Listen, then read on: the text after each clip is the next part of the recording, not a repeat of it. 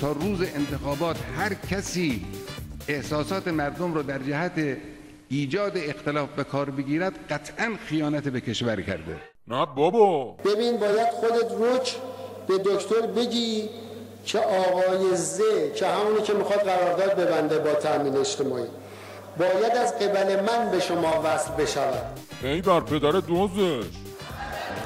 شما آقای احمدی نژاد تهمت زدید، جوابتون رو دادیم، حق دیگه صحبتی ندارید. شما به سلامت. شما در یک جلسه علنی شؤونات جمهوری اسلامی رعایت نکردید. ایول 3 سوت رئیس جمهورشون رو این موش پرت کرد بیرون. بابا دور از جون عجب خرطو الاغیه. خاندایی ما میگه زمین که صفر باشه گاوا به هم شاخ میزنن. تو این نظام کسی دیگه پهنم بار این عضما نمیکنه. بینوا الان چه حالی داره؟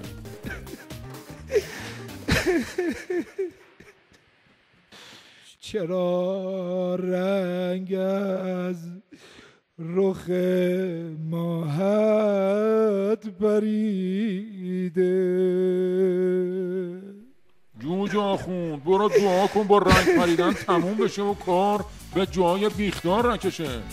خب تا تو گریه رو ادامه میدی بریم یه سری به غرفای دیگه این باغ وحش بزنیم ببینیم کسی میدونه این انتری داره چی کار میکنه؟ میدوه برای پر کردن 2 کیسه معده کیسه. اوش بابا بکش دستی رو لام هستم. خیال کردی اینجا حوزه است؟ خب الان یکم از کمالات خودت بگو. من خودم الان نورم، دلم نوره، روحم نوره، فکرم نوره، عقلم نوره. دارم اوه کی میره این همه راه رو؟ والیوم بپا زیر بار این همه فروتنی کتلت نشی. حالا به اینا که گفتی مطمئنی؟ این یقینی ردخور نکنه این یارو داره راست میگه و ما تا حالا کشفش نکرده بودیم. ببخشید حاج آقا میشه یک کم دیگه هم از خودتون بگید؟ تا الان یه دونه دروغ نگفتم.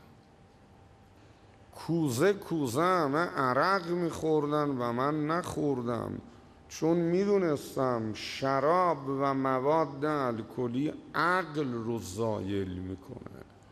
کلابازی نکن داداش. کلا گذاشتی سرت بگی کلا میگذارن. یک کلایی برات درست میکنه که دومی نداشته باشه ها. کلا نگذار. نه بابا کم کلا نمیذاره. داره راست میگه. طرف اهل دوده. تو خط سیدعلی کار میکنه. خب آجی تو بیت عظما تو با کی کار میکنی؟ یعنی تو نظام بالاخره تو کیو قبول داری؟ تمام اینا دزدن و هم قطاع و طریق. حالا خودت بگو. ما بگیم؟ بابا ما که نیاز به گفتن نداریم. همه ما رو میشناسن. مخلص همه توسنیم. عاشق دیدار عظما.